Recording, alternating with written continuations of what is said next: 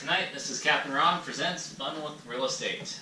Tonight's going to be an awesome show. I have Lori Bailey as a guest appearance tonight. She's with Van Dorn Realty and Pacific Northwest Homes Group.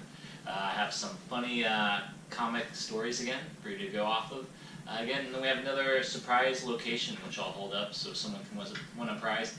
And we're going to run over some real estate. We're going to go over how to get your house ready for a listing tonight. Lori's going to go over some of that stuff with you. And then I'm going to go over the market and some questions I've been getting from a lot of listing clients, people getting ready to sell their homes. Have a lot of questions. So without further ado, I want to introduce Lori Bailey. Come on out. Hi, Lori. Hi. Good to see you. You too. Have a seat. Thank you. Well, thanks for coming on the show tonight. Thank you. So, you were just at an open house tonight. I was. So I just did an open house, beautiful house, 4 bedrooms, 2.5 baths in West Olympia. Had some neighbors looking loose. I think they're great because they'll come over. They're looking for their friends. I just want to kind of do a comparison perhaps, but the more eyes on it, I think is the better. So not too many buyers today, though. Not too many buyers out today. I'm sorry. Yeah. So we'll get over that because I kind of feel myself personally, I see the market slipping a little bit. It's coming to the end of the summer. I wish not, and school's about to start in a month. So definitely time to get your homes on the market. But it's still good to be out there. You'll see Lori out at open houses every weekend. Every weekend, every Sunday. Yeah. She loves open houses. I do. And I will say that's how I started. I loved open houses at first. Lately I've been a little busier. But open houses are a great way to meet clients, neighbors, friends. So even if you're neighbors come to talk to you. If they like you and your personality, then guess what? They may list with you. So Right. That's the ultimate goal. Or like today, I had a neighbor come by with her friend, and her friend's looking to move in the neighborhood. Oh, great. So hopefully that'll be the one. Well, cheers. Yeah. that gets it. Thank you. You get to keep this, by the way. Oh, awesome. Oh, I yeah. love these. Oh, yeah. So nice. Some shameless marketing again. Yes. Gotta love Yetis. Okay, so if you don't know, Lori works with me in Pacific Northwest Homes Group under Van Dorn Realty. So she's been with me for a while. I absolutely love working with Lori. Oh no, I can. She keeps me organized. So I will say I'm a little sporadic once in a while. I love real estate, but she is a genius at marketing and just keeping a strict guideline, which I love. So. Yeah, no, thank you for coming on the team, or being on the team. Alright, so tonight we'll jump into some of the funny comics, and then we can expand on those. I love doing this. I'll try not to use my hands too much. I love using my hands. But, alright, so. You can do the van away. I love it. So, tonight, the first one is, and I'll post these up. I'm trying to figure out, I think I can just cut the pictures and post them up, so wherever they come from. First one is Leonardo DiCaprio. It says, "We did have a property in your price range, but I'm afraid it sold in 1969. I get this a lot. I've actually had a few clients a month ago or so calling about condos, and we rarely have condos. Right. And he was actually from Oregon. Sorry, Laura's originally from Oregon. From Oregon. Okay. But he tried to argue with me about the price on the condo. And he was saying, well, no, that's not a good price. I know the comps. These are the comps. He's from Oregon, not in real estate. Not in our market either. No. Completely different market. But and I'm assuming running off Zillow, something like that again. He thought it was $100,000 overpriced. Well, I sold it a few weeks later at full price. But you'll get this a lot where people are still stuck in that mentality of 2 years ago, 5 years ago, 10 years ago prices, or even when we had the crash. Right. So. I will be honest, I catch myself a few times doing this where I will go in the neighborhood and I know 2 years ago I sold the home for $250,000 and now they're selling for $330,000, $350,000, and I have to remember it's hard to reconcile that. the new times where I couldn't believe I sold them $100,000 2 years ago, less. So yes, make sure you're in the times, you know the market, and even myself, I have to update myself sometimes. Yeah. Having an agent who updates themselves super important. It is. Well, you need to. You need to know. You need to know because that's why they come to us. Because if you're not in the professional need-to-know market, you're in trouble. Right. So, and I will admit, the younger agents I find are a little more with times. Either they're coming new to the market, or the younger agents are adjusting quicker. The millennials, I would say, us younger agents, adapt very quickly. Because time, information technology, everything like that. So I will say we adapt and adjust to the markets changing a little easier than, not to say the older ones, but I just feel like we do. Not to market us again, but it's just something I think we have a little edge on, is that adaptability. Okay. Next picture here is just a reminder to all my friends, I'm in real estate, come and see me. Again, this is another Leonardo DiCaprio. So important. So important. I forget you sell real estate. I have friends, I'm like, really? So new agent Andrew last week that was on here, I told him to make sure you post on Facebook, post everywhere, let everybody know that you're a real estate agent. It's simple as that, because if they're going to start thinking of selling or listing, and they have already a relationship, or they've imprinted with you already, they're going to come to you first. Right. Or at least you'd hope so. That will test the friendship relationship, though. Right. So. Well, and it's important to keep those boundaries too. You know, there are times where you're not going to be the nice person by saying, hey, you know, it would be great if you would knock your price down or be realistic or so on. But on the other hand, it does create this, you know, they trust you, and trust is so important for us. So. Absolutely, and that's so. Let your friends, let everybody know you're a real estate agent, and keep reminding them, because they will forget. And I've had friends forget, and they didn't mean to, which seems weird, but I like to go on trust. Yeah, so. Trust is huge. Right. Okay. Let's see. We'll skip that one. There's one on a surfboard. Everybody's seen this one with you working on a laptop, your suits in the water. When you are on vacation, but you're also in real estate. Happens 100 times. Every time I go on vacation, I am on the computer. It drives my wife nuts. So we've come up with a compromise. I get an hour in the morning, I get an hour in the evening on vacation, and that's it. Still, I hate to do it, but you have to in real estate. This is the one with the paddleboard, right? Yeah. Which I literally have been in this situation where I'm on my phone, pulling up all the emails and all the reports, and I'm on my paddleboard out in the bay. Out in the bay. Well, Lori's a fanatic at paddleboarding. I am, so. yeah. But that's good. So you're still doing real estate. I still do real estate out on the bay, and I appreciate all my friends who come out with me who are patient, let me take the phone calls, because it just doesn't stop. So we just keep working. But that's a good real estate agent.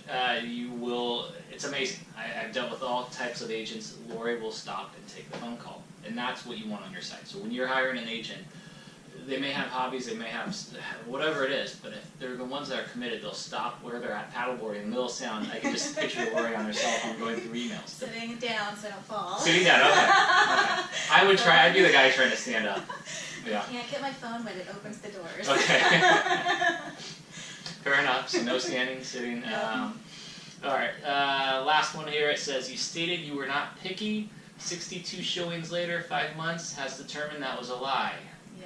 I get this a lot with buyers, and I feel like as an agent, it's our responsibility to narrow down and niche what you're looking for, what you need, whatever it may be. But don't give them free rein, because I've had clients say that before, where it says, I'm not too worried about it. My husband can pick. The husband doesn't know, the wife doesn't know, and you're running around like crazy. Right.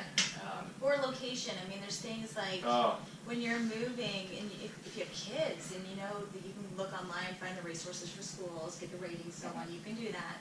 Greatschools.org. Greatschools.org. Yeah. That's how I found where my kid goes. So yes. But you can do that, and then look in that neighborhood of all the feeder schools if that's your requirement. But you do have to pick.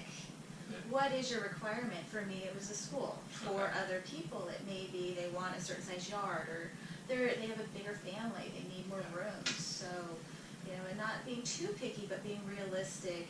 And we, as agents, need to be good about interviewing them and figuring out what is super important for them.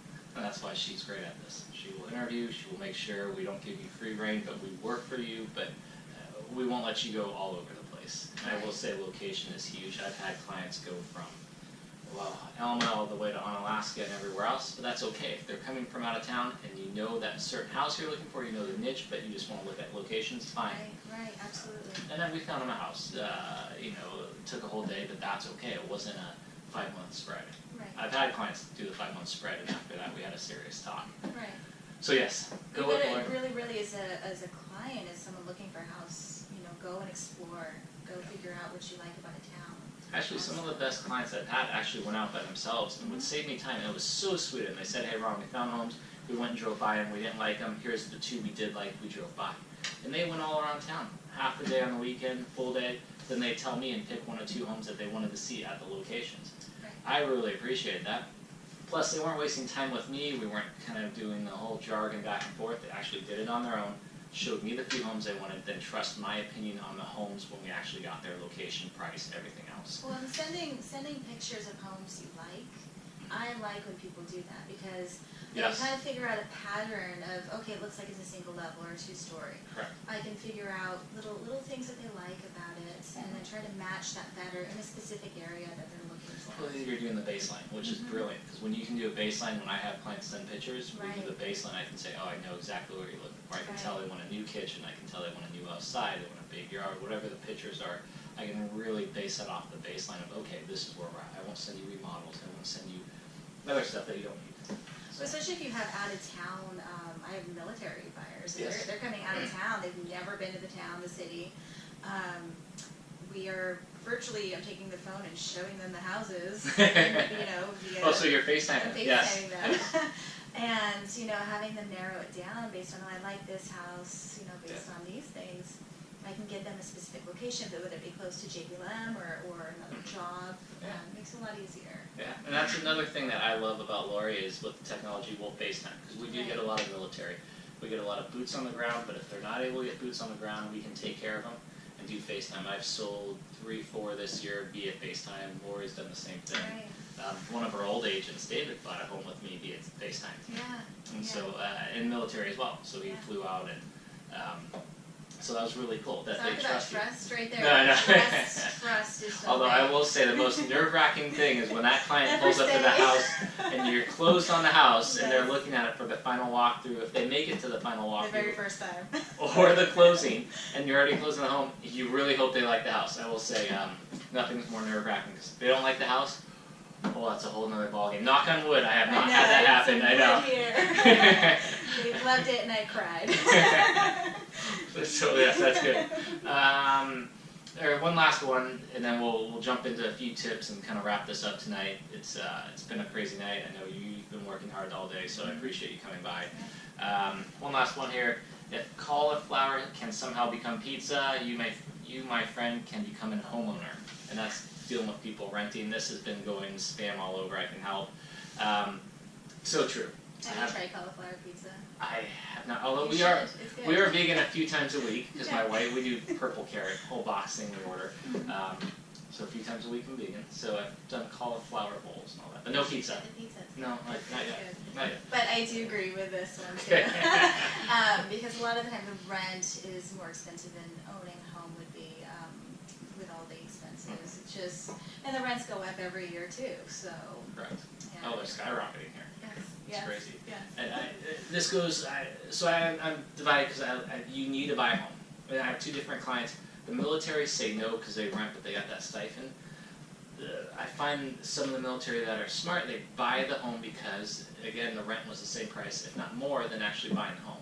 And what's the worst case? Yes, you get deployed. Yes, you have to go somewhere else. You PCS somewhere over another part of the country. You can still rent it out and cover your mortgage and build up income by renting And it get out. another VA loan. You have that benefit. Right, you can refinance out of it. You can get 2 VA loans. Oh, I didn't know that. Yeah. We'll see. That's what I like to learn. Good to know. Yeah. So again, you can. Okay. Good to know. I have nothing telling me now. But what you can do is get out of it, keep the rental, and then buy another home where you go. So I had one client came up from the military. He had 6 homes. He's like, yeah, Ron, I've been going around PCSing. I buy a home everywhere I go. And it's brilliant. When he retires out of the military, he'll have 6-10 homes, and that's a huge retirement on top of his military retirement. So yes, you can be a cauliflower pizza, but you can also buy a home. And I think with military specifically, just finding them a good VA lender to explain their benefits to them, because with the military they don't always explain all the benefits. But Yes. you find a great VA lender who will and explain to them how you can get one house and then your PCS somewhere else, how you can handle that one. Yeah. Key. Luckily Perfect. we have access to those. Good. So, Yes, we have a lot of very good lenders. Yes. I gotta bring some on here Yes. so they can talk about more about the VAs and what you can do for military at least. Same with if you're not military. Right. Stop renting, buy a home. It's simple as that. Yeah. Okay, so that was it for the pictures. I'll post them in between the videos and edit back and forth with that. Tonight we'll run over 2 quick items. First is getting your home ready for listing. Yeah. Lori is brilliant at this, so I really wanted to pick her brain because I know the audience, everybody watching, would love to hear about getting your home ready for listing. I personally have a checklist as well. I know exactly what to look for the inspection. So when we list your home, you're going to have the buyer come in with the inspector. Remember, if you have a good agent, he'll walk through and go through and point out stuff that the inspector is going to call out. Unfortunately, I had a listing that I did not win. It went there, and he had 4 other agents come. And of course, I'm the only one that pointed out the electrical panel. I said, well, that's a Pacific Fed panel. Well, that's a fire hazard. Legally, it needs to be replaced. No lender's going to loan on it. That's $1,200 to $1,500 to $2,000 to replace that panel. He's like, well, why didn't the other agent say that? I said, I don't know. But that's one of the first things I look for is electrical panel here in Washington State. Make sure it's up to code. It's not Pacific Fed or what was it? Zinsco panel. That's the other one. But back to getting your house ready for listings. Lori is very good. And she brings up a lot of good points. When we started talking about listing homes, she and I know how to list the home, how to get it ready, but there's certain aspects like painting the house. Right. Is it worth it or not? It is. When to do it. Yeah, the inside, the outside. I will say if you're selling your home, we want to be open to all buyers. In Olympia, Washington, at least here in the city, we have a lot of military, government, and FHA buyers, first-time home buyers. FHA, VA, the outside exterior needs to be painted, so the fascia board along the roof needs to be painted. If it's rotted or missing paint, it's going to get nailed with the VA appraisal or the FHA appraisal. I had to go back and actually paint, I kid you not, a 50-cent piece size on the siding, missing paint, and I had to paint it. Right. So it would appraise. And that's so the buyer could get the loan to buy the house. So if you're looking to get the listing ready, there's a checklist. So I don't mean to keep talking, so go ahead, Lori, you can take off. The checklist would be there's no dingy fingerprints everywhere. If you're, oh, yes. Your banister looks worn, paint it, keep it clean. If your carpet has a lot of stains on it, I personally find it's hard to get people in with a carpet allowance. It just might be easier. I agree. To replace the carpet or clean it. Just get it clean. See what they can do with it. No, she's right on the carpet thing. The carpet allowance, we'll give a carpet allowance that those don't know when you're first time selling the home. It says we'll give you $3,000 to the buyer to come in. You can pick your carpet and get new carpet once the home closes. The problem is the buyers, the first thing they see is the dirty carpet. It turns them off and they don't want it. If you have brand new carpet in the house, not only does it smell of carpet, I don't know, I love the smell of new carpet. It is like a new car. It's that new smell. You're like, all right. So it is. It's that scent that triggers the buyer to like it because it feels new and fresh and toxic, whatever it is. But it's that new carpet smell. So I always recommend if the carpet's trashed and you can't steam clean it, you can't get it done, just change your carpet. The easiest thing. Yeah, I had a client trying to list a home and it had spots and he's like, don't worry, we'll steam clean it. I'm thinking in the back of my head, well, first of all, no, it's not going to happen. Second of all, change the carpet. So. Yeah, if you can. If there are like spots, like in certain areas, the rest of the carpet looks good, you can call a carpet company and they can replace certain sections of it Well, that's a good point too. So you don't have to necessarily do the entire carpet unless it's pretty well worn down. I mean, carpet has a life on it. So. And I get most people are like, well, I don't have the $3,000 or $5,000 to change a carpet. So understandably, so we'll work with you. We'll help you do the best situation. Carpet cleaning, carpet allowance if need be, and then I can push the other agents. And their agents know that too. A carpet allowance means you get to go pick a new carpet. Yeah. Which is nice to pick your own colors and stuff. It is. So it's just I wouldn't default to that every time all the time. Ultimately, if you can, that extra few $1,000s for the carpet will make you that much more and make the sale a lot quicker and faster. Keeping the walls clean, painted, just cleanliness on that. Removing a lot of like the pictures, the personal pictures. So you do that? I do. I don't like having those on there. Yeah. Okay. See, I'm just. I don't because I find walking through the house, I'm like, oh, they're already making a mental image of who's living in that house, and I think that when you're buying a house, you should have your image, your story. Okay. Not the previous person's story. So I do have the personal pictures removed out of there, so they're creating their own story, their own future in the house. I like that because I did that with my friend with hunting. Big advocate of hunting, had antlers and mounts and everything everywhere, and I said I'll have to go because I make it a family that does not hunt, and last thing you want to do is offend someone with hunting. I love hunting. Everybody's different. They like hunting, don't like hunting. I grew up hunting, but to each their own. If you're not a big avid of hunting, I haven't hunted in years. Right. Kids changed all that, but you're right. So pictures, I can see the same thing. Taking Right. out personal pictures. Personal themes even. Okay. I tend to remove all of that. I have it very basic, like if you were to go on Pinterest and just look at the basic, this is... You're a Pinterest person. I Okay. do like Pinterest for the basic, this is how I want to see a house, Okay. without the clutter. Okay. So you do the kitchen without the clutter, everything without the clutter. Yeah. Okay. Having everything without clutter in there. I, in fact, probably just due to years of moving with military family, I will live with just the least amount of things possible. So when you're moving, you're already boxing things up. You should be thinking of moving out. Well, you should be. You should be. Okay. So start Yeah. to think about, okay, what is the things I need right now for the next 6 months? Okay. And only have those things out. And then pack up everything else, like bookcases with lots of books in it. While you may like to read, chances are you're not going to read all those books. In the I was going to say 6 months is a lot. It is But- a lot. I mean, given the market, but still. But you bring up a good point. So how do you feel about a lot of junk? How do you feel about them moving it all in the garage? What do you think of that? I get the appeal of not paying for storage fees. Yes. I think as long as it's all boxed up and nicely put in the corner and in order, Okay. like it's not like you just threw everything out in the garage. Okay. I'm okay with that. Okay. I expect, like when I do a lot of open houses, I expect there to be stuff in the garage. Yes. I would just like to not go out there and not be able to walk in there. Okay. If I had boxes along the sides, stacked up, I know they're moving. I know Okay. they're So that's okay with you, yeah, just not I'm cluttered. okay with that. Okay. If they want to rent a storage, great. It's just removing an extra step. Yes. And it's not always feasible. And sometimes you might need that one item. It Yeah. could be really big. Moving twice with garages, absolutely. So with storage units and trying to keep everything organized, it is good with the garage. Lori wrapped through a lot of stuff. Fingerprints on the walls, I see it a lot with little kids. Paint over everything, make sure you match the paint right. The kitchen, try to keep the whole kitchen countertop decluttered.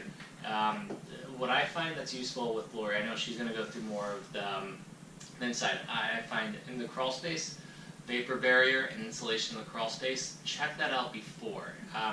Actually, I have an agent, one of the agents I know, the husband actually does insulation. I swear she gets a lot of listings because of him going in and redoing the insulation before they go and list. And he's like, hey, my wife's an agent. Brilliant. I know that's probably where she's getting listings, but that's one thing to check is insulation in the crawl space and then vapor barrier. Same with the attic. Make sure the roof's not leaking. Insulation in the attic as well. Any other tips for keeping the house clean? Keeping even the front entry, replacing that mat in the front, Oh, yes. keeping it clear of clutter. Plants, just mow your lawn. Yeah, rebark. I had clients rebark and it helped out. They spent $300 and they must have made an extra $5,000 just by rebarking, making it look nice in the front. So there's a bunch we can go on. I mean, Lori and I can talk for hours about how to get your house ready, but that's why you would call us. Get your Yeah. house ready. We'll come over, talk to you, give you the whole list. We treat it as our own home. Yeah. And that's what's nice about Lori. She's very organized, OCD, I love it.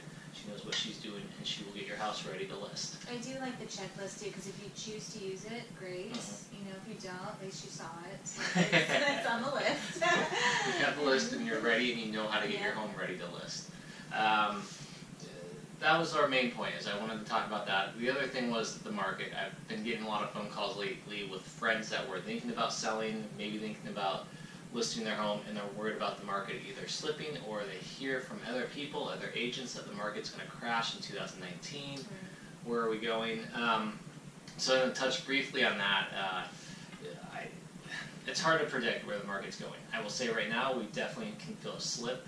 Homes I was selling in 2 to 3 to 4 days are now taking 8 to 9 to 10 days. If you're not pricing your home right, you're going to be on for 3 to 4 weeks, if not longer. And we can't play the market as hard. So if you're a listing agent, remember, if you try to play the market harder, like we did in the summer and spring, where we could bump it and we could get multiple people in and maybe get a bidding war going on, I don't see it happen as much. We're coming into the fall season, but with that, also the market's slipping, and there actually is reports out there. Realtors got reports. Any magazine you look at, Forbes, all those, they're showing the statistics of the market actually slipping. Does that mean it's going to crash? I don't think so. I think we're going to do a market adjustment. We've gone so high up that the buyers can't afford some of the homes, so we're starting to auto-correct. But I don't see a crash, but who knows. I definitely can see a auto-correct, which is good for buyers. Yeah. Because there's a lot of buyers out there still. So it doesn't mean to deter you. I'm telling all my listing clients, don't panic. We'll be ready for the spring next year. Little cat just walked by, Lacey. Still get ready to list your home just as it was normal market. It may auto-correct a little bit. We'll still keep the prices right, but do not panic. The buyers are still there and the buyers are ready. Just doesn't mean we can push or play the market. Yeah, Sorry. people are still moving. People are getting married, divorced, military, schools, and all sorts of things. Oh, yeah. People still have to move. And a lot of people are upgrading. I find And they're that. upgrading or downsizing even. Oh, yes, that's true. Yeah. Yes. Which is a good point. So do not hesitate to list your home. Please, please. Right. I still have a pile of homes ready for next spring. I may push a little sooner, so my strategy is see how the market comes. Even the end of January, February starts to fire off. So if it's firing off, I have people on a wait list that say, hey, list your home now. Let's fire it off. Let's get it going. March, April, maybe then we'll fire it off.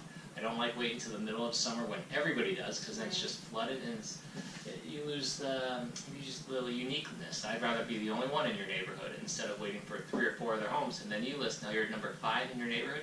Makes no sense. Or school's already starting, and it's school dependent. So. Correct. Do not do school dependent too. You want it in between. This is Lacey. I love this. This is family pet cat. It's my wife's cat. But pricing appropriately is the key. Is the key. It is a huge key. So if you're, if you're pricing right, you should have a good shot. That's the catch. You can play the market, and we can help you play the market. So if you say, hey Ron, I want to push it here or there, we'll be realistic, but we'll give you time limits. Right. And you have to hold to those time limits. So Very, I say, very key, yeah, if I say, hey, okay, you want to play the market, you want to be 10,000, 20, 30,000 above price, you want to try it, fair enough. Yeah. But in 2 to 3 weeks, if I don't get the numbers of the sales for the homes, we drop it and auto-correct back to where it should be. Otherwise, you're not going to sell it. I'm doing that with another client right now. We tried way above, had a talk, here's where we're at. We dropped it substantially. We dropped it 150,000. Wow. So we'll see what happens now. The catch is, it's been on the market for so long, and people have seen it. When you do that big drop, they think 2 things. What's wrong with it? What's going on? So I don't like to play that high of the market. But to each their own. I didn't mind doing the work for them and trying. Right. So, anything else you want to add? No. I appreciate you coming on. So this is Lori. I'm going to have her on a lot more. She has a lot of information. She can talk forever, which I love because her information is invaluable. And especially if you get her at a listing appointment, you're one lucky person. She will take care of your house like it's her own. So thank you again for coming, Lori. Thank you. But she will go through the whole list. It's amazing. From taking care of everything from A to Z and everything in between, you can sit back, you can let her do her thing on autopilot, and you will get the job done. She'll give you the high price. She blocks for people trying to counteroffer and lowball you. And then if you actually are buying, she's done this a lot where they're moving, downsizing, or upgrading.